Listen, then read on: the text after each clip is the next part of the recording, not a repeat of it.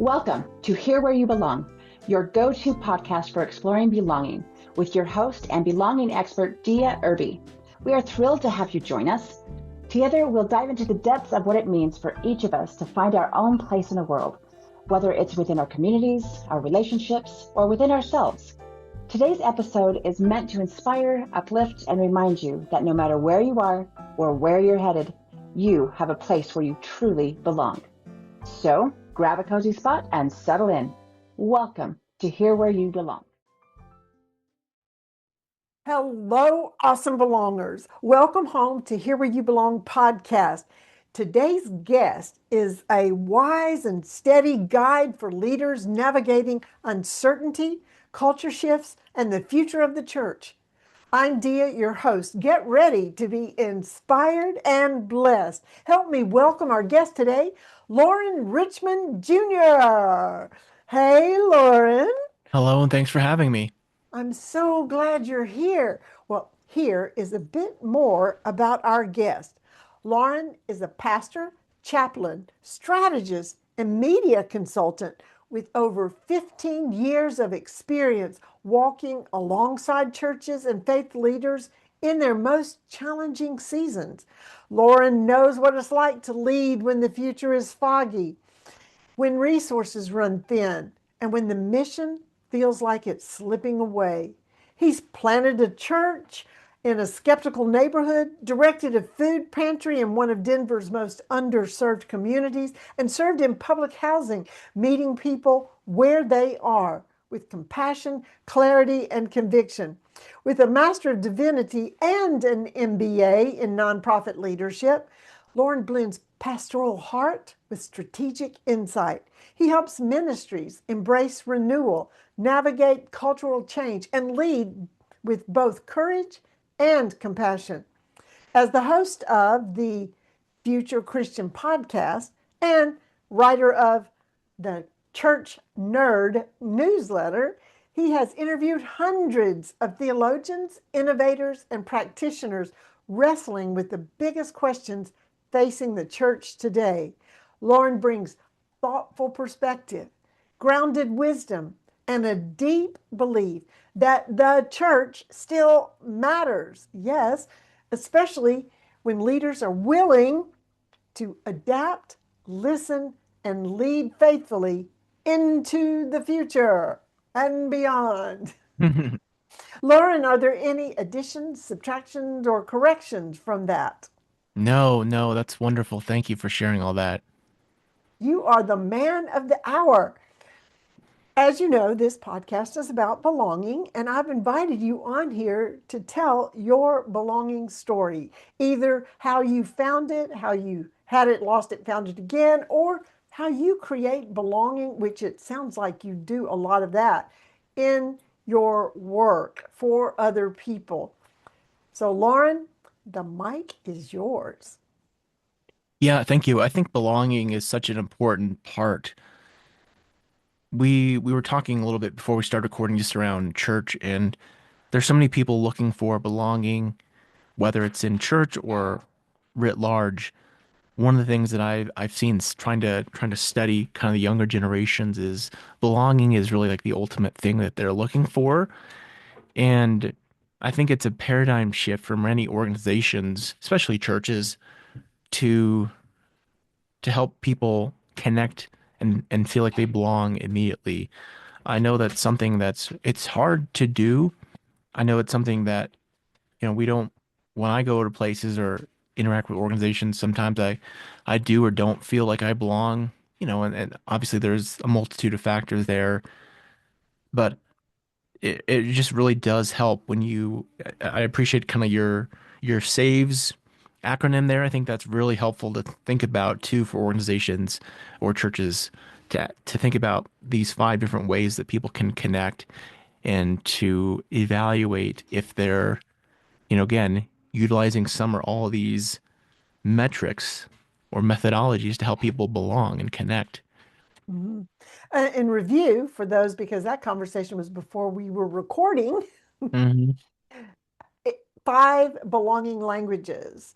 The S, it saves your group. The S is speech that people use. The A is actions, not only the actions people do for you, but a ability to let you do actions there. V is vitality, the energy of a room, and also the ability for people to reach in and have that energy go into someone and say, I really see you and hear you. And the E is environment. Is it a safe environment? Environment like feng shui? Is it easy to navigate? And the last S, which is a lot, very important, is the standards. So yes, churches need to understand those. And how are you? Now you're doing it before you knew my definition of the languages. How do you see that you're doing that in reaching out to so many different people? You did a church plant. Yeah. And I think, how do you build belonging? I think this, the one for sure that comes to mind is this is not speech per se, but it's a part of communication is listening. I'm reading a book right now. Uh, Forget the title actually, but the premise of the book is the importance of listening, especially to young people, making sure we're listening. So, certainly that's not that's an L, right? Or rather than a S in speech, but it's a Well, part of speech, communication. yes, speech could be Right. letting other people talk. Right. Right. It would fit in that category. And I So, think it's also an action too, to listen. yes, maybe the whole thing. I mean, in some ways it is. Yeah. Each one of them has a listening element. Right. Exactly. Yes, you feel safe if you're able to be heard and you can be Mm-hmm. heard. And I love always mentioning that if you rearrange the letters of listen, you know what it spells? No, tell me. Silent. Oh, interesting. Yeah. And not just silent like you're not talking, but your Mm-hmm. mind is silent also. Because when you're listening to someone, Right. you're not hearing. There's a difference between listening to someone and hearing someone. Right. And when you're hearing someone, you have to have your silent mind instead of what are they really saying? How can I respond to this? What's my comeback? What's my next question? Ooh, I got to ask about. That's not silent in your mind. So you're not Right. hearing what they're saying. Yeah, the listening versus formulating a response in one's mind. Those are two drastically different things. Absolutely. Now, you've mentioned youth twice and future church. Hmm.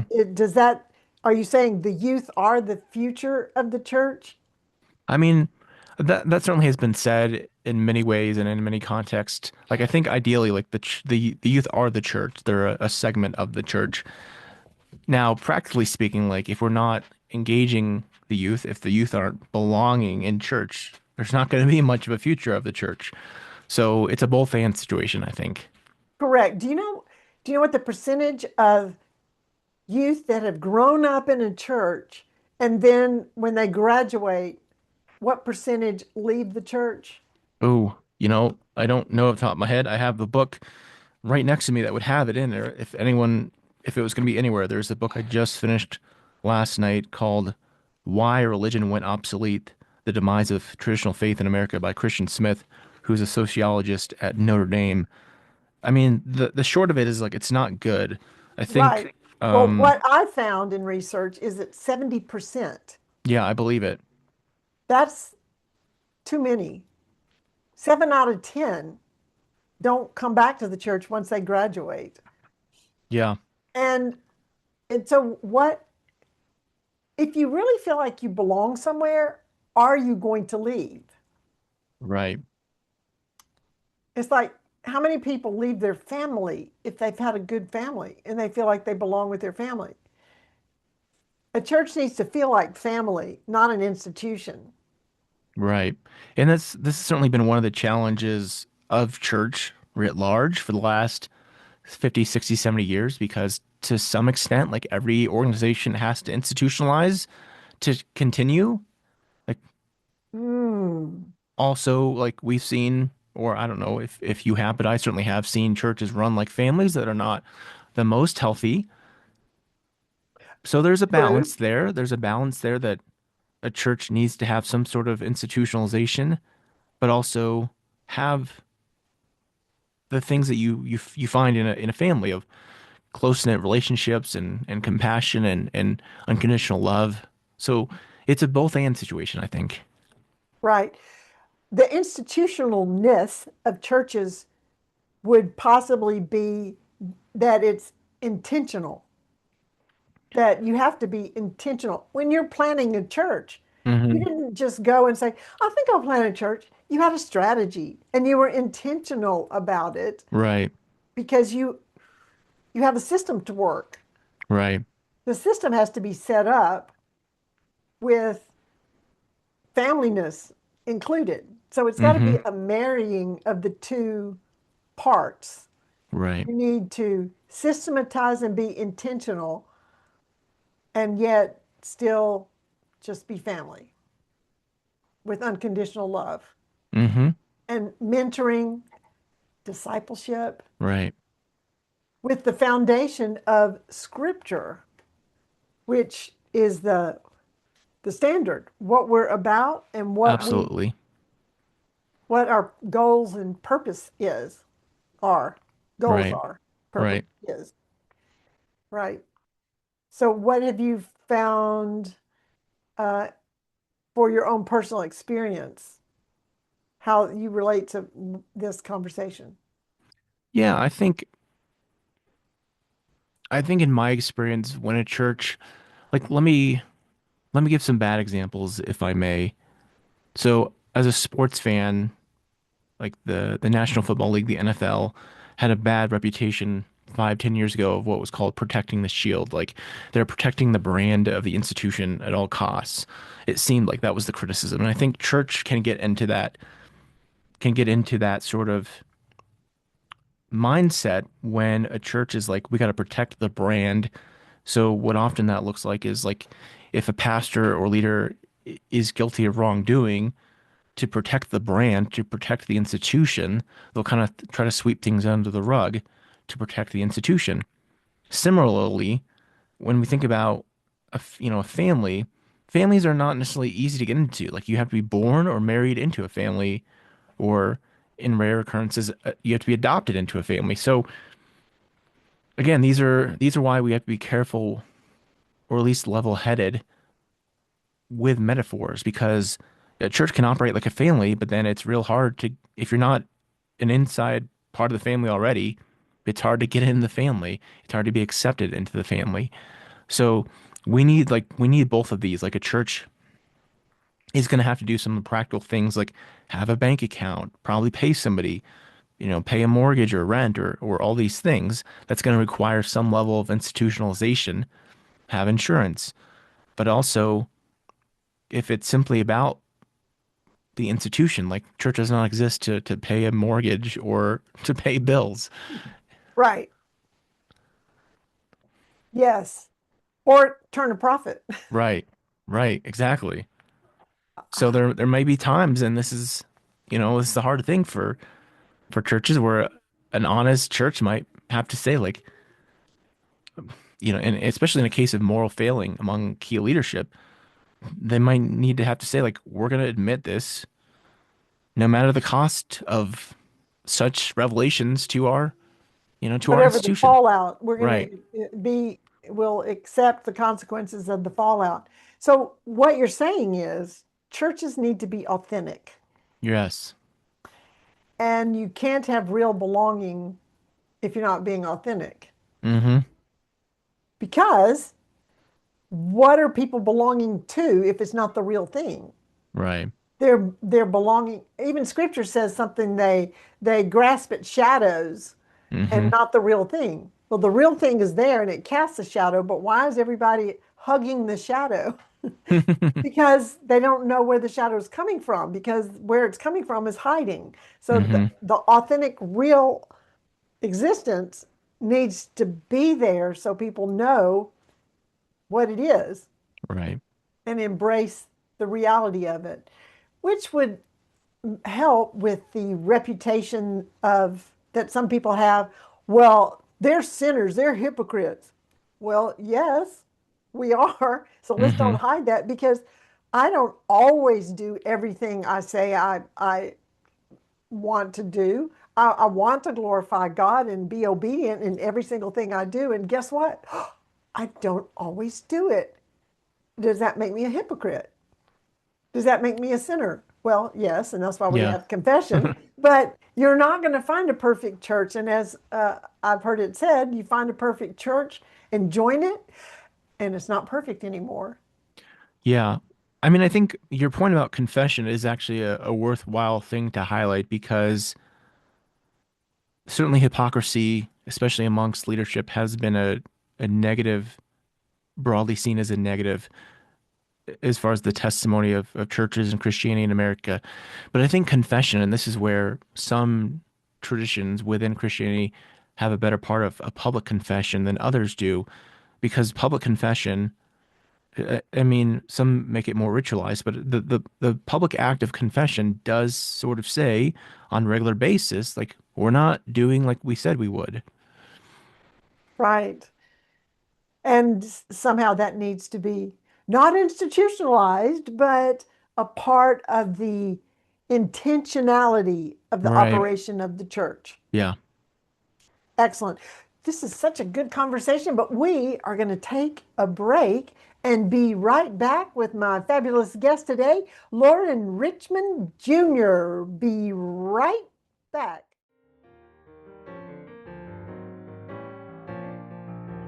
Hey there! Isn't my guest amazing?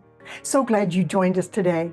In this world that often feels disconnected, building community and fostering belonging are essential.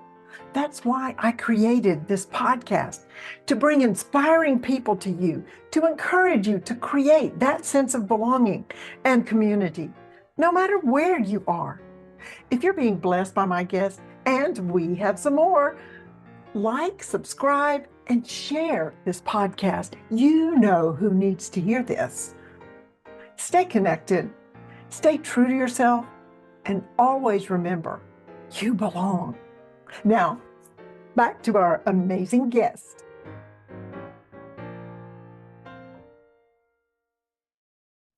Welcome back.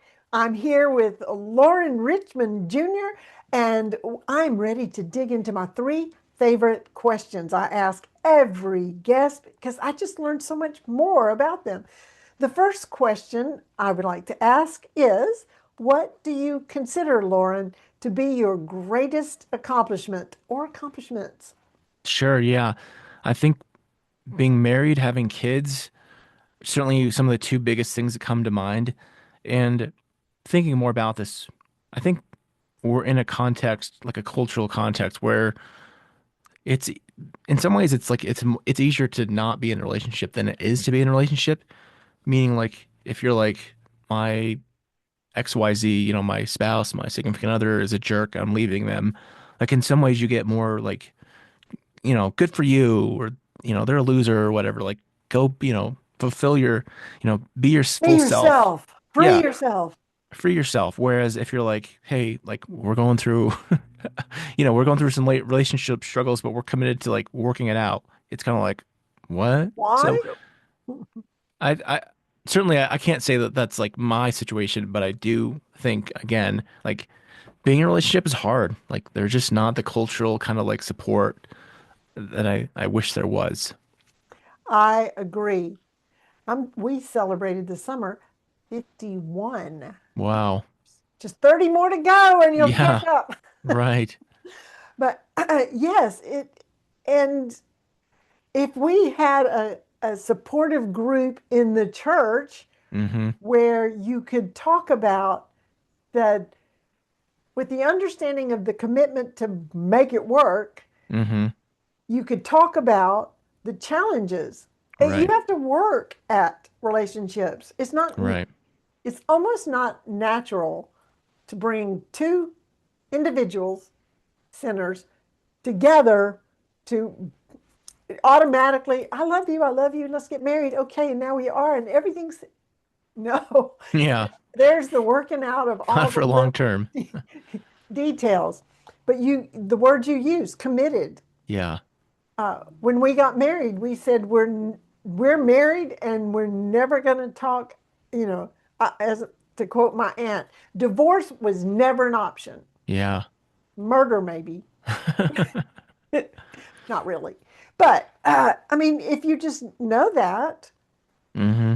it's like you've got this prize at the top of a mountain and you have to get to the top of the mountain to get it. You're not going to go, well, it's just too hard. I'm just going to go back down. You're going to, this is your goal. This is what you Right. want. So Right. and groups that you're in need to be supportive of that. And the Yeah, church groups especially. make a big difference. Small groups, say Right. churches provide small groups with young couples or even Right.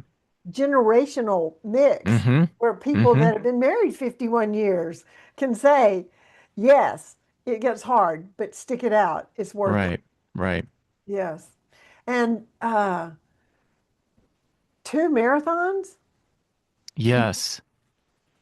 How long did you train? Are those genuine, full-fledged marathons? Yeah.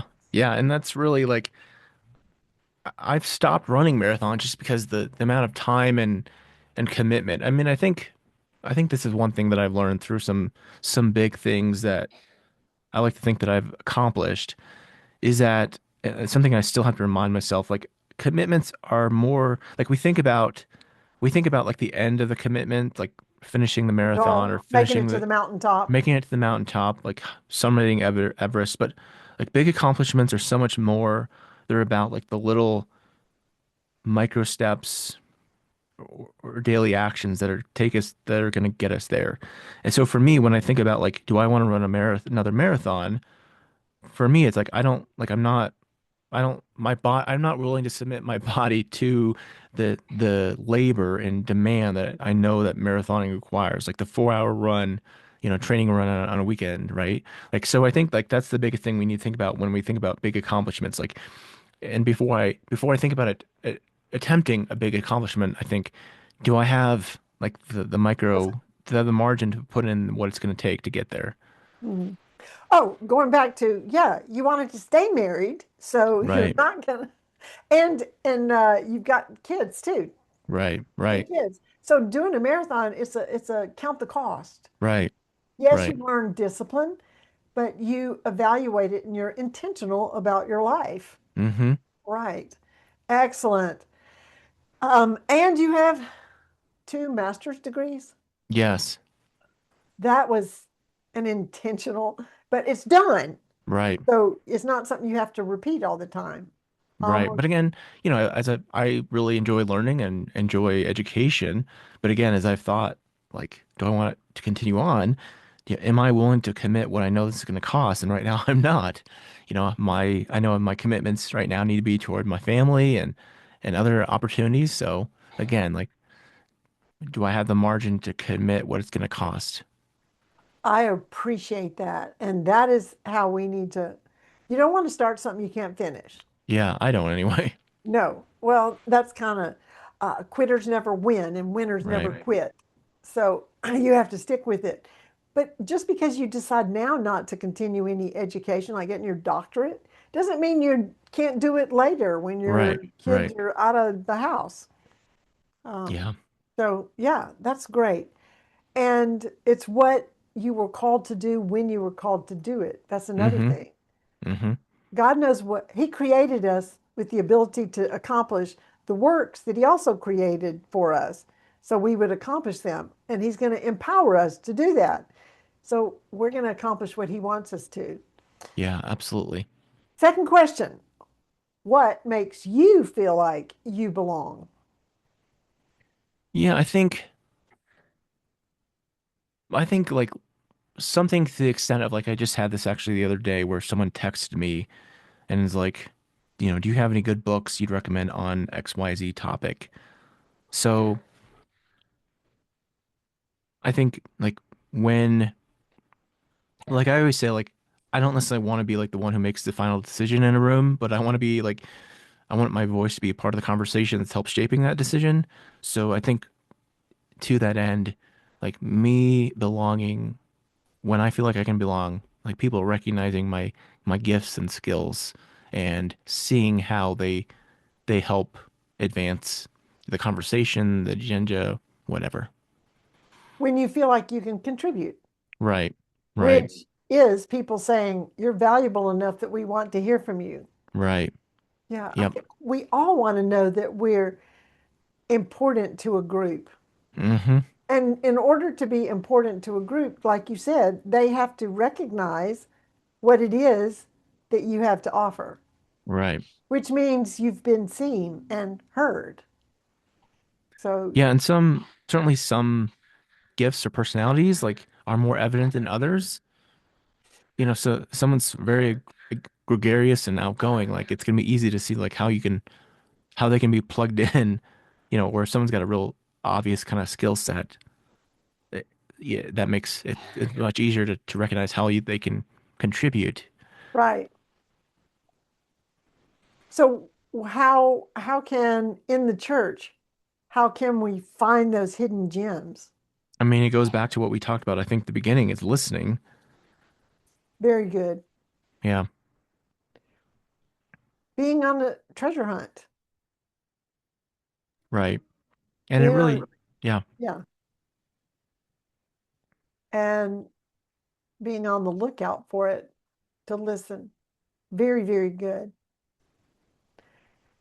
My third question is, what is your favorite quote? well, something I came across recently, and I can't even remember where I came across it, is this saying that I'm trying to repeat for myself. Comparison is the thief of joy. And I'm sure I'm sure it's something that's been repeated again and again in one way or another. But for me, it's a helpful reminder. Like I'm in a stage of life where it's easy to compare myself to others, sort of, midlife, whatnot. So I think when I think about what I've accomplished and what I have and what I have, not in a certainly um, pompous way, but what I have that others don't have, I can be grateful and thankful and content rather than again thinking about what social media will often do to us is, here's all the things I don't have. So that's been really helpful for me to think about and remind myself of. That is, how do you put it into practice in helping other people? Or have you Well, seen it in helping other people? I mean, I think it's been most helpful for me because what I try to tell myself is like somewhat in realistic ways, like I've made choices to where I am today. So that kind of just in some way kind of like smacks myself in the face and say like, and then maybe I remind myself like, here's things I have that the other person doesn't have. Um, so it's a centering practice, I think, in some ways, if you will. Right. It's also, in from my perspective, a belonging issue. Mm, Because if you belong to yourself, and that's where all belonging starts, mm, you have to belong to yourself. You have to accept who God made you to be and the gifts that He gave you for the works He's going to have you accomplish. And when you accept that, there's no comparison right. because each person is unique. And when Yeah. you're unique, there's nobody else like you, and there's not supposed to be. Right. So you stand out. And it's when we forget that we're uniquely made the way God wants us so that we can accomplish what He has for us. When we forget that, then we begin to compare. Yeah. Yeah. So um, that's important to belong to yourself first so that you can walk confidently in who you are and what God has for you. Yeah. Yeah. It's good. All right. This has been great. But before we close, do you have any parting words for our listeners? Yeah. I mean, I think if folks want to check out more of my work, they can find my podcast at Future Christian Podcast. I also write a lot on Substack at The Church Nerd.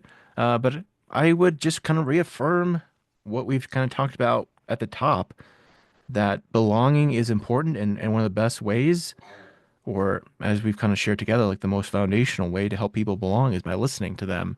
So listen to one another. I think when we listen to one another, we'll find that we're not so disconnected or even polarized, and we'll have more compassion and care and respect for one another.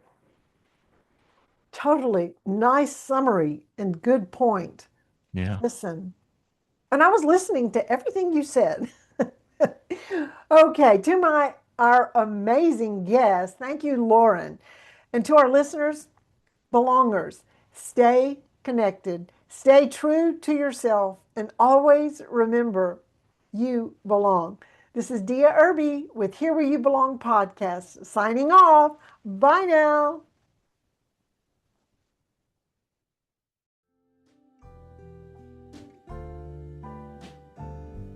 Thanks for tuning in to Here Where You Belong.